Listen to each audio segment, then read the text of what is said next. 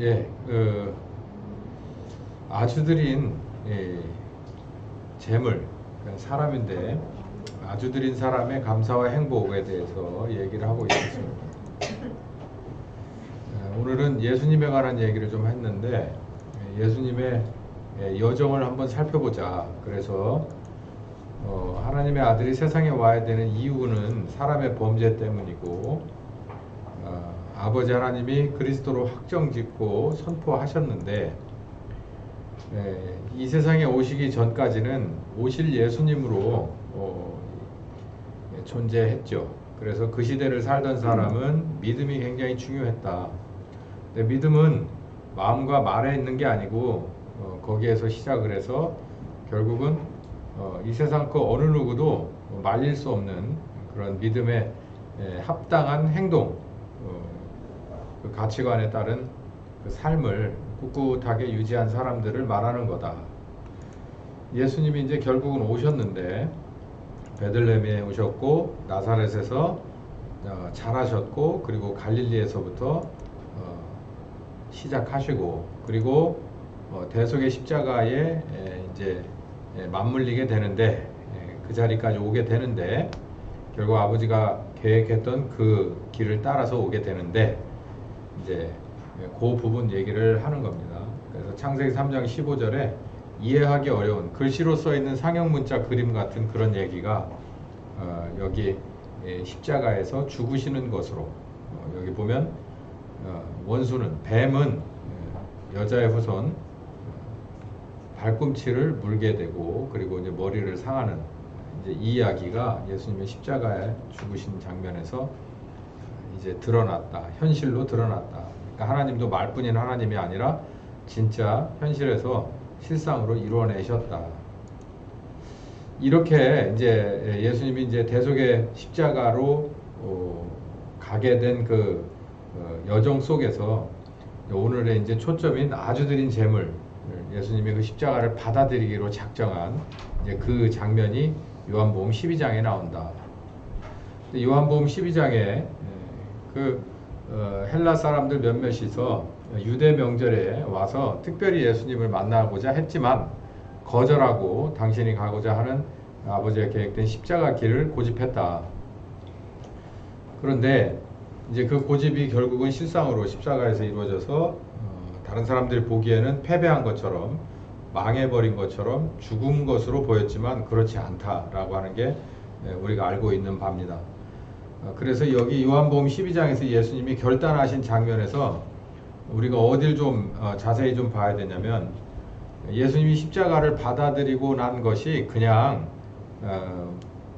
그렇게 뭐랄까요, 이거는 내가 타고난 숙명이니까 이 숙명 그대로 그냥 받아들이고 그냥 그 길을 끝까지 걸어가겠어 라고 하는 그런 소극적인 자세가 아니라 예수님은 적극적인 자세가 있었는데 이제 그걸 뭘 보면 드러나고 있느냐면 아까 말씀드린 오늘 본문의 요한복음 12장의 그 본문을 지나쳐서 읽어가면 그러니까 내가 가는 이 길을 너희들도 따라온다면 내 아버지께서 저를 귀하게 여기실 것이다 라고 하는 이 말씀 뒤에 무슨 얘기가 있냐면은 28절에 아버지여 아버지의 이름을 영광스럽게 하옵소서 하시니 이에 하늘에서 소리가 나서 가로되 나는 이미 영광스럽게 내가 이미 영광스럽게 하였고 다시 영광스럽게 하리라 라고 하셨다. 이제 그래서 주변 사람들은 알아듣지 못했지만 예수님은 이런 소리를 들으셨다라는 얘기를 요한이 이렇게 여기 써놓고 있는데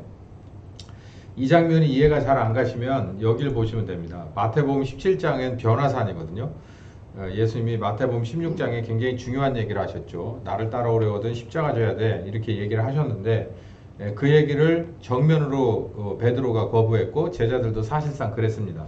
그랬을 때 얼마 지나지 않아서 여기 보니까 엿새 후라고 돼 있잖아요. 엿새 후에 그 서먹한 그 장면이 예수님은 굉장히 신중하게 얘기했지만 제자들은 거부해버린 그 장면이 지나고 6날이 지나서 한 일주일 뒤에 베드로와 야고보 요한을 데리고 따로 산에 올라가셔가지고 거기서 당신의 정체가 하나님의 아들이신 것을 여기 드러냅니다. 그래서 그게 이제 변화산인데요, 일명. 이제 그 자리에서 뭐라고 하냐면 베드로가 횡설수설합니다. 그래서 뭐 여기다가 초막 셋을 짓고 내려가지 말고 여기서 삽시다. 이런 얘기를 하니까 5절에 이런 얘기를 하죠. 호련히 빛난 구름이 저희를 덮으며 구름 속에서 소리가 났다. 가로되 이는 내 사랑하는 아들이고 내 기뻐하는 자니 너희는 저의 말을 들어라. 그러니까 저의 말을 들으라고 하는 건 마태복음 16장에 예수는 그리스도고 그리스도를 따라오려면 너희를 스스로를 부인하고 네 십자가를 지고 따라와야 돼. 내 뒤를 따라와야 되는 게 너희들이 해야 될 일이야 라고 한 그 얘기를 들으라는 얘기예요. 그래서 예수님이 얘기했지만 제자들은 단체로 거절했거든요. 이거 받아들일 수 없다. 어떻게 그런 길을 걸어가는 것이 그리스도냐. 나는 그 그리스도가 가야 된다는 당신의 말에 동의할 수 없다. 이렇게 얘기했는데 그렇게 생각하지 말고 내 아들이 너희에게 해준 십자가의 그 길을 너희들도 받아들여라 라고 얘기했다는 거예요. 그러니까 여기서 우리가 봐야 되는 건 막 구름 속에서 소리가 났네. 또 여기 보면 요한복음 12장에서 나온 여기 뭐 누가 들으면 천둥 소리가 난 것도 가서 우리는 못 알아들었는데 예수님만 알아듣는 얘기였네. 이런 거를 초점 두지 말고 여기서 아주 들여버린 재물 예수님의 경우에서 예수님이 그렇게 담담하게 이 길을 적극적으로 받아들일 수 있었던 것은 계획하신 아버지 하나님과의 교감이 있었다는 거예요.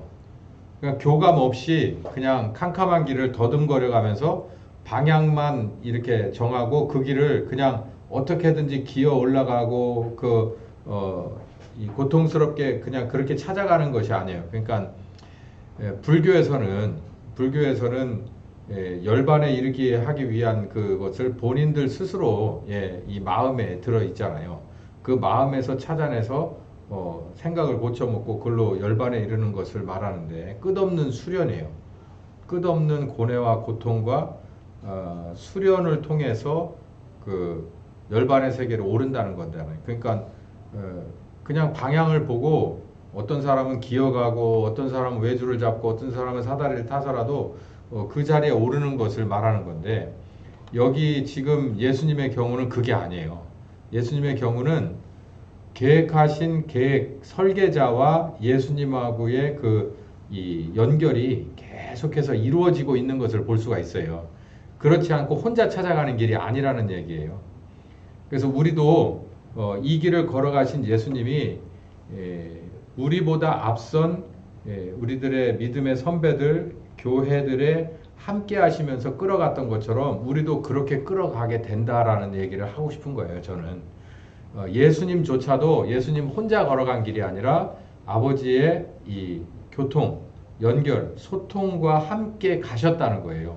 그래서 자기를 완전히 드렸을 때 아버지가 니는 내 기뻐하고 사랑하는 아들이니까 내 아들의 말을 들어라 라고 하나님이 이렇게 정확하게 선을 그어주시고 옆에서 이렇게 밀어주시고 앞에서 잡아 당겨서 끌어주시고 하는 일들이 늘 일어났다라는 얘기죠.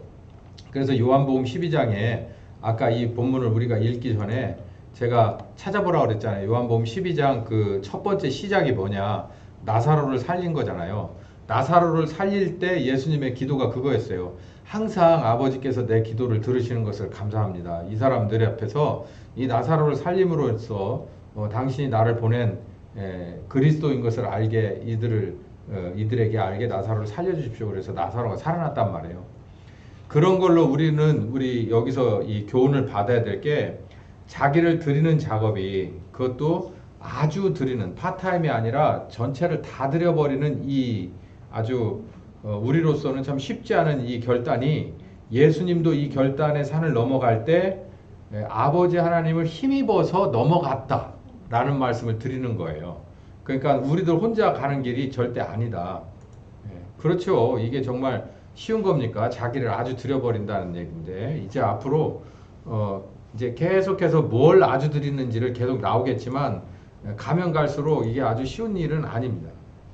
자, 그러면 오늘 말씀 제가 이렇게 드리고 싶은 건데 아주 드린 자의 감사 그리고 행복 그리고 자부심.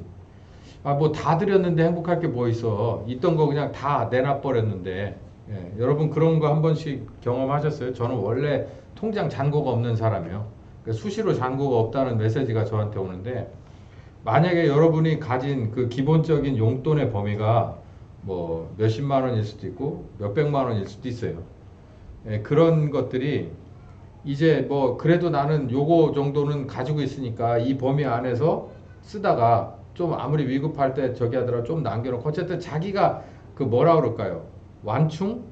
이 내가 어떤 상황이 되더라도 여기까지는 밀리지 않는다. 근데 밀렸을 때 내 요만큼만한 여유는 있다라고 하는 그런 게 누구든 다 있잖아요. 근데 그것저것 할 것 없이 그냥 모두 다 없다고 생각을 해보세요. 그러니까 톡 털어서 그냥 다 날렸다고 생각을 해봐요. 그래서 제로가 돼버렸다고 생각해보세요. 그러면 이게 이제 걱정되기 시작합니다. 이러다 갑자기 누가 아프거나, 이러다 갑자기 어떤 사고가 나거나, 이러다 갑자기 어떤 일이 생겨서 이런 돈을 딱 쓰려고 할 때 어떻게 하면 좋냐. 이제 이런 생각을 하게 되거든요. 근데 이것저것 없이 그냥 다 갖다 내놨는데 뭐가 감사하고, 뭐가 행복하고, 뭐가 자부심이 생겨. 반대가 생겨야 되잖아요. 감사가 아니라 불평 나오고 행복이 아니라 이 걱정, 근심이 쌓이고 그래야 되는 건데 그게 인지상정이거든요. 근데 이게 그렇지 않다는 거예요. 아주 드렸는데 감사하고 행복하고 자부심 있다. 제가 지난주에 초대교회 교인들에게 있어서 어떤 사람들 아주 드려버리고 성령께서 오셔서 그들을 손에 딱 잡았을 그 사람들, 나는 너희들은 나의 자산이야 라고 해서 딱 잡은 그 사람들에게 진정한 감사는 무엇이겠냐 라고 하는 얘기를 제가 드렸잖아요. 그들에게 있어서 진정한 감사는 성령께서 늘 그들과 함께 하셔서 예를 들어서 그들의 교회 생활이, 그들의 개인적인 삶이 어땠다라는 것이 성경에 이렇게 일부분씩 나오는데, 예를 들어 교회는 교회 목적은 하나예요. 그냥 예수님이 그리스도시고 그분이 우리와 함께 하시며 이곳에 믿고 들어와서 교육받고 또다시 가르칠 만한 사람이 돼서 또 내보내는 이런 일들이 계속해서 반복되는 거거든요. 그 일이 반복되는 교회에서 사도들은 맡은 복음을 충실하게 전했고, 전할 때마다 많은 사람들이 듣고 하나님이 그리고 그 아들 예수가 그리스도인 것이 드러나고 그들이 구원받으면서 성령님과 함께 교육받을 수 있는 그런 그 은혜가 넘쳐 흘렀고, 그리고 그 나머지는 이제 교회가 운영되려면 필요한 것들이 많은데 그 중에서 핍절한 자가 없게끔 성령께서 필요한 사람들에게 필요한 만한 그 헌금을 요구해서 그 헌금을 통해서 그 복음 사역이 전혀 구애받지 않고 돌아갈 수 있도록 그렇게 만드셨다. 그런 얘기인데, 그때 이제 제대로 한 사람 중에 하나가 바나바고 그렇지 못한 사람 중에 하나가 아나니아와 삽비라가 있다. 그 말씀을 드렸잖아요. 그러면서 제가 지난주에 그 사람들이 그렇게 헌금할 수 있었던 것은 자기를 다 드려버렸기 때문에 그래요. 자기를 다 드려버렸기 때문에, 드렸으니까 이제 내 거는 없는 거예요. 다 당신 거니까. 그러나 요구하실 때도 하나님도 상황을 다 보시면서 요구한다. 필요한 것은 채우시고 또 이 사람이 이런 걸로 들어서 내가 써야겠다라고 할 때는 미리 그 사람을 그걸로 준비시켜서 그렇게 쓰시는 그런 일들이 그들 개인적으로 가정적으로 늘 현실에서 막 활발하게 이루어졌기 때문에 그들이 살아있는 교회가 될 수 있었다. 이제 그런 말씀을 드렸죠.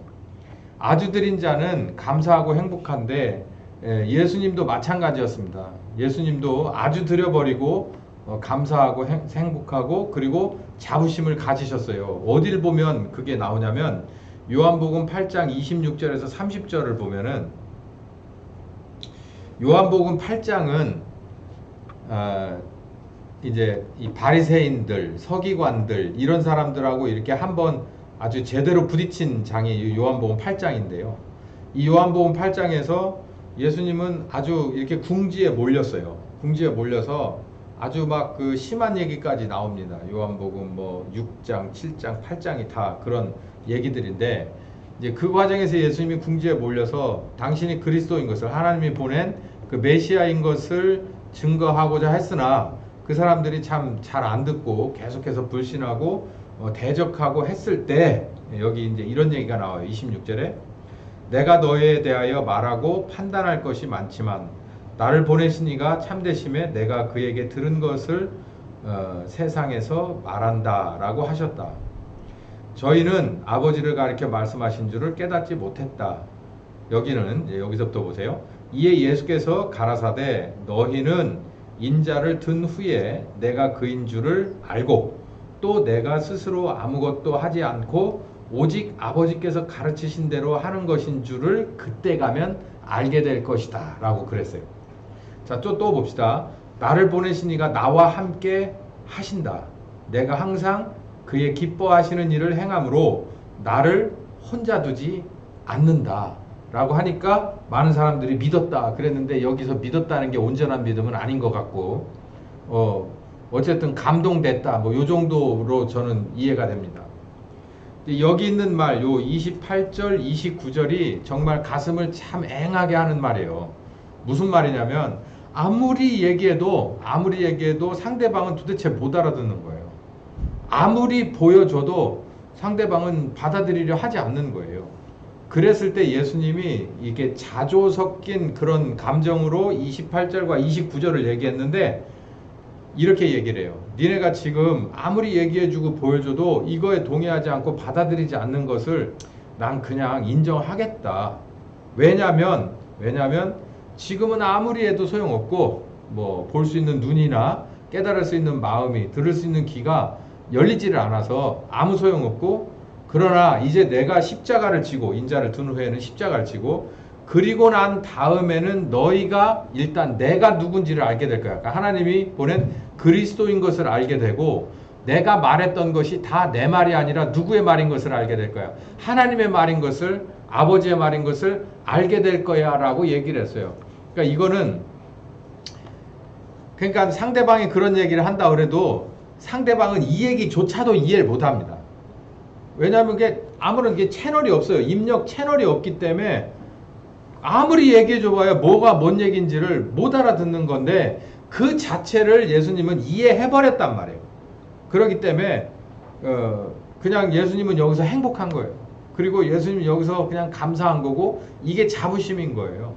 아무리 얘기해도 때가 안 됐기 때문에, 열릴 게 열리지 않고 보일 게 보여지지, 들릴 게 들려지지 않으니까 너희가 이럴 수밖에 없다라는 거예요. 그러니까 먼저 간 자의 자부심이 있고, 먼저 간 자의 행복이 있고, 먼저 간 자의 감사가 있는 거예요.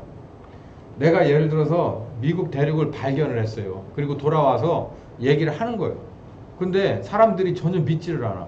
뭐 사진을 찍어 온 것도 뭣도 없고, 그냥 뭐 몇 가지 들고 왔는데, 아이 그런 건 딴 데 가도 있을 법하고, 당신이 거기 가서 신대륙을 발견했다는 건 난 믿을 수가 없어. 그렇게 평생을 얘기를 하고, 만나는 사람마다 이렇게 살지 말고 이 방향으로 얼만큼 가면 진짜 멀기는 해도 신대륙이 있습니다. 계속 얘기를 해줘도 도대체가 알아듣지 못하고 받아들일 생각이 없어. 그런데 자기 마음속에는 그게 있는 거예요. 나는 분명히 봤고, 나는 거기 내렸었고, 난 거기를 만져봤고, 걸었고, 나는 그곳에 있는 것들을, 열매들을 잡아봤고, 먹어봤고, 경험했기 때문에 반드시 이거는 사실이다라고 하는 걸, 또 누군가가 언젠가는 반드시 나를 대신해서 이어서 그곳에 가게 된다는 거, 이거를 알게 된다면 그 사람은 그 사람들의 그 어떤 그 뭐랄까 푸대접이랄까 불신도 그냥 아무 상관없는 거예요. 예수님이 그랬다는 얘기예요. 그 감사와 그 행복과 그 자부심으로 살았단 말이에요. 시간 문제다. 시간 문제. 저기에 신대륙이 있다는 건, 알게 되는 건 시간 문제인데, 나는 미리 봤다. 나는 미리 가봤다. 미리 경험했다. 나는 미리, 이거가 감사가 있는 거예요. 그러면 이게 무슨 말이에요? 보니까 여기 29절에 쐐기를 박아놨잖아요. 나를 보내신 이가 나와 함께 늘 계신다. 나를 혼자 두지 않았다. 그 아까 말씀드린 대로 예수님이 먼 일을 하실 때, 먼 사역을 하실 때 그 사역을 듣는 대상들이 어떤 식으로 나오든 그 말씀과 그 행동을 요구하신 아버지는, 계획하신 아버지는 항상 누구하고, 그 아들과 같이 교신하고 있었다는 거예요. 그러니까 이 사람들이 어떤 식으로 반응을 한다 하더라도 전혀 여기에 와 닿는 게 없죠. 위축되는 게 없다는 말이에요. 우리는 이제 파트너를 바꾸는 거예요.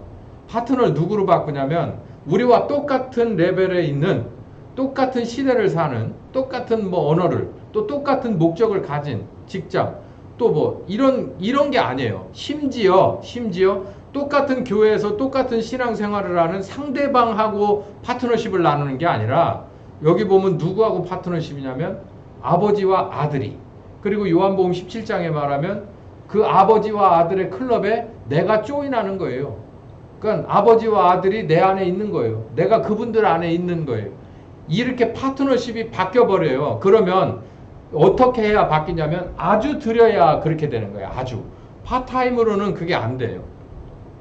데려다가 쓸 수가 없고 비밀을 깊게 얘기해 줄 수가 없고 믿고 맡길 수가 없기 때문에 아주 드린 재물만 너는 내 자산이다. 그럴 만한 재물만 가지고 이 클럽의 하나가 딱 되는 건데 예수님은 그렇게 요한복음 12장에 자기가 물론 십자가를 지면서 행동으로 증명했지만 많은 사람들 앞에서 그 헬라인 몇몇이 와가지고서 얘기할 법한 얘기를 나올 법한 얘기를 그냥 거절해버리잖아요.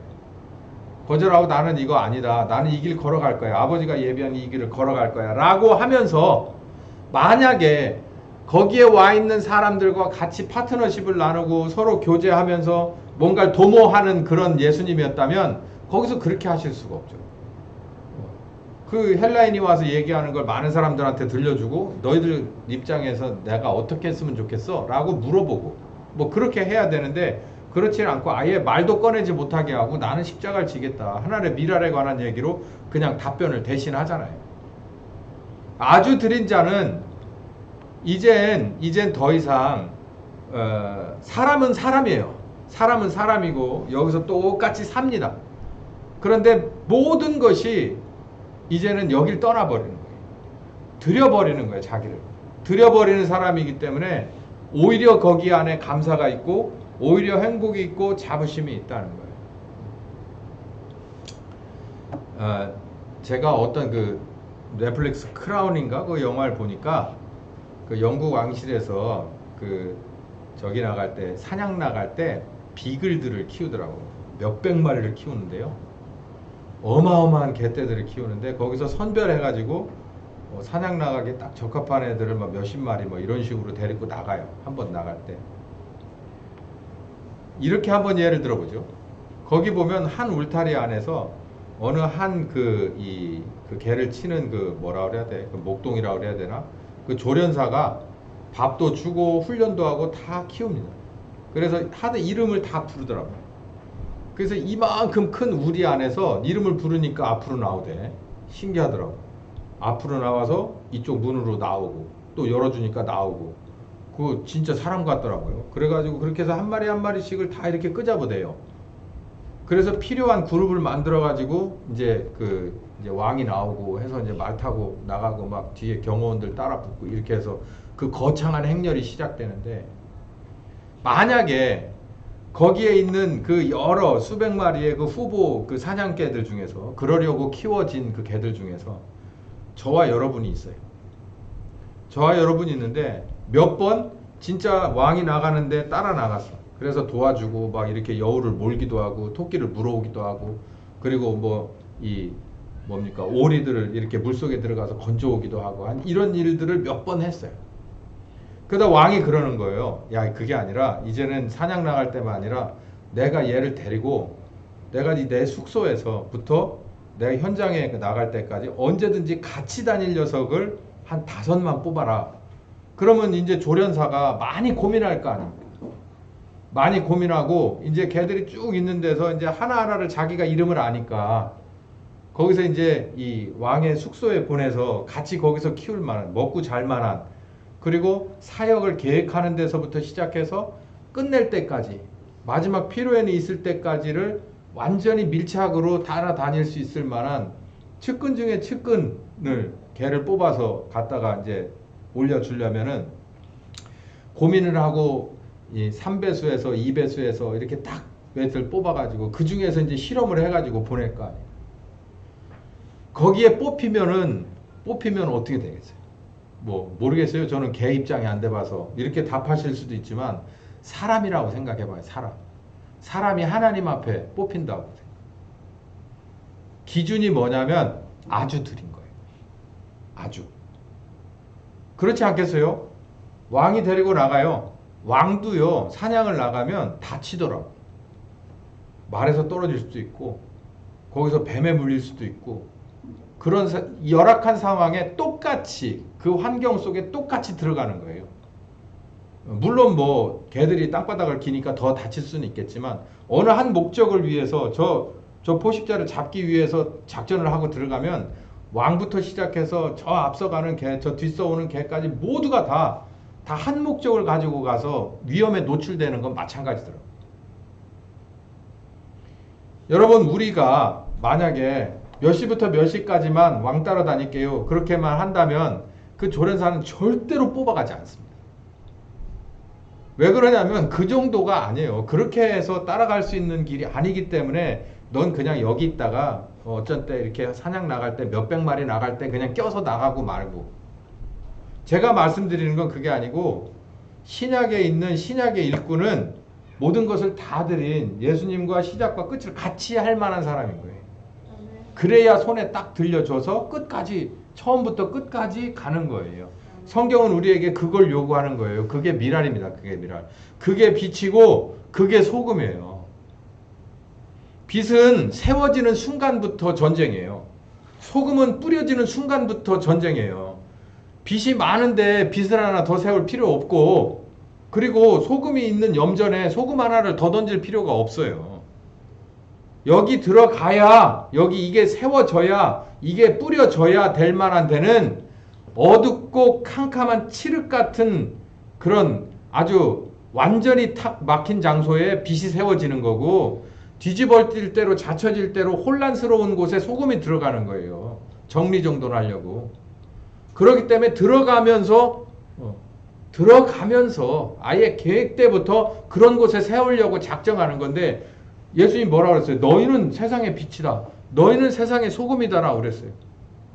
그러니까 그대로 그 비전을 가지고 따라 붙을래 안 따라 붙을래가 여기서 결정되는 거예요. 뭐 할 때? 다 드렸을 때. 필요한 곳에 빛으로 세우고 필요한 곳에 소금으로 보내야 되기 때문에 뭘 요구하려고? 너희들의 착한 행실을 보고 누가 드러나게? 아버지 하나님이 드러나라고. 하나님은 이런 분이라는 게 그 칠흑 같은 어둠에서 명명백백한 분이 하나님이구나라는 것을 드러내는 그 일을 하라고.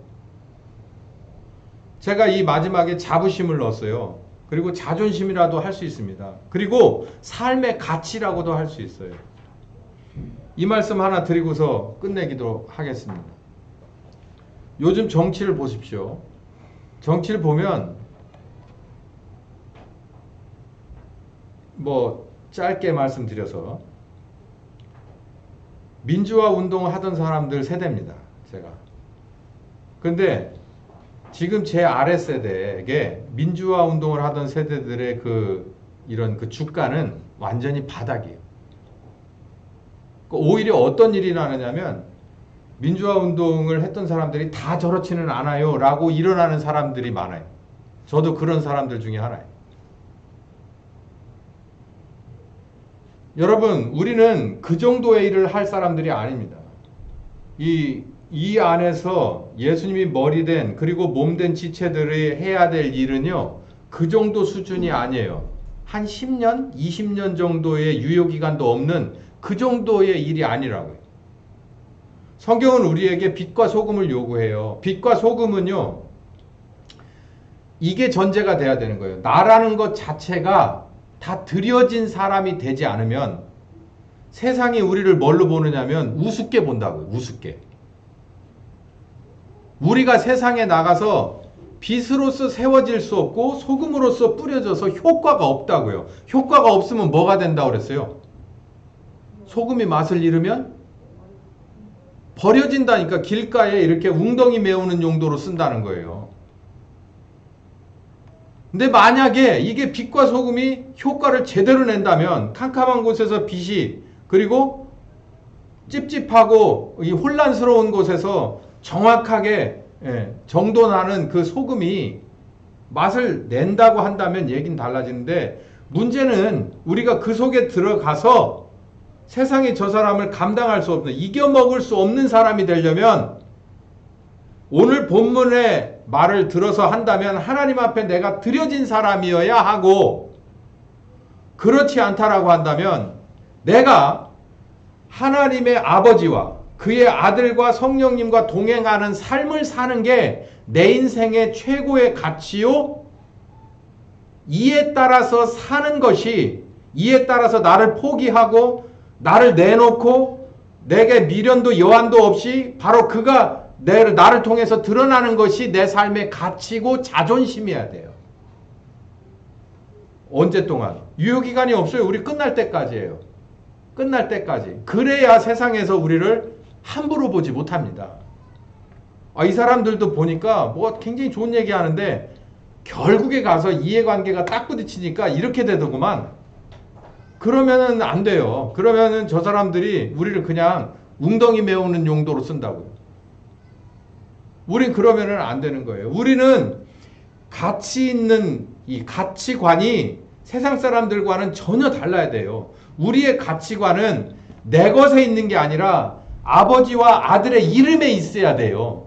그리고 내 삶의 방식은 내 무언가에 나오는 그 아주 기상천외한 것이 아니라 하나님의 지혜요, 하나님의 능력인 성령님에게 있어야 돼요. 그 방법이. 그래야 세상이 우리를 웅덩이 메우는 연탄재 정도 수준으로 보지 않는다는 얘기예요. 어떻게 하나님, 이 모든 것의 주인이신, 그리고 이 세상을 구원하신 예수님이 우리들의 머리인데 우리가 세상에 나가서 연탄재 노릇 해가지고 되겠어요?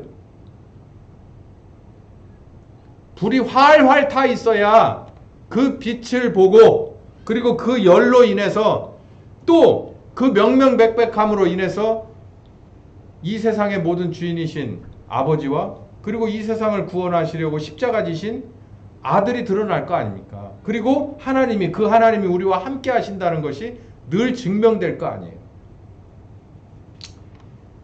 이겁니다. 아주 드리는 게 인간적으로 보면 근심 걱정일 수 있고 미련과 후회일 수 있어요. 그런데 아주 드려버린다고 하는 그 어느 정도의 그 힘든 강을 넘어버리면, 이른바 요단강을 건너가 버리면, 살아서 요단강을 건너가 버리면 오히려 감사와 행복이 있다는 거예요. 예수님은 순간순간 자기를 완벽하게 부인했는데 오늘 요한복음 12장에 보니까 아주 결정적으로 거기서도 뭐라 그러냐면, 나는 하늘의 미랄로 땅에 떨어지기를 원한다. 누군가는 와서 그러지 않을 방법이 있는데 지금부터 준비하시면 될 겁니다 라고 얘기했지만, 오히려 베드로가 그리스도가 어떻게 십자가에 죽습니까? 라고 가로막았을 때 사탄아 내 뒤로 물러가라 했듯이, 그 몇몇 헬라의 중요한 인물들이 와서 정보를 주었을 때도 그냥 그 자리에서 일축해 버리시더라 라는 거예요.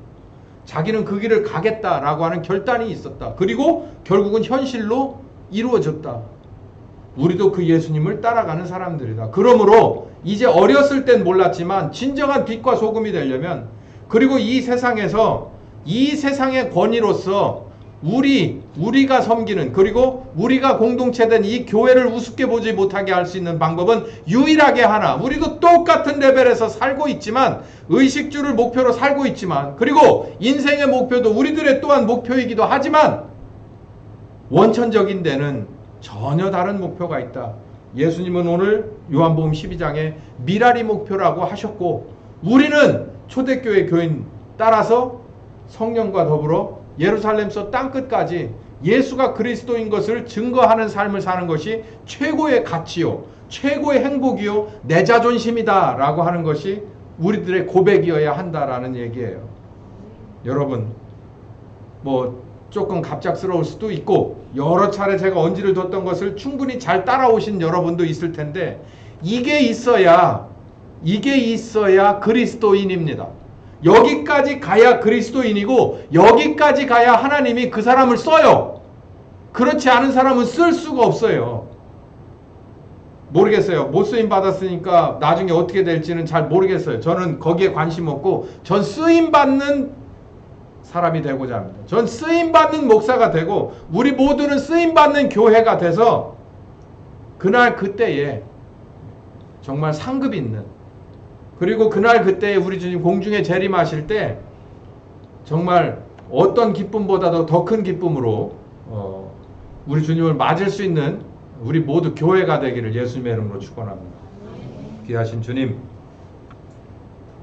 이제는 빛과 소금의 귀한 결정체로 원하시는 곳에 세우고 원하시는 곳에 뿌리시기를 원해서 우리에게 이 마지막 단계를 요구하십니다. 이제 하나하나씩 이제 세부적인 것을 가르쳐 주시옵소서. 하나하나씩 묵상하며 성령님과 따라가겠습니다.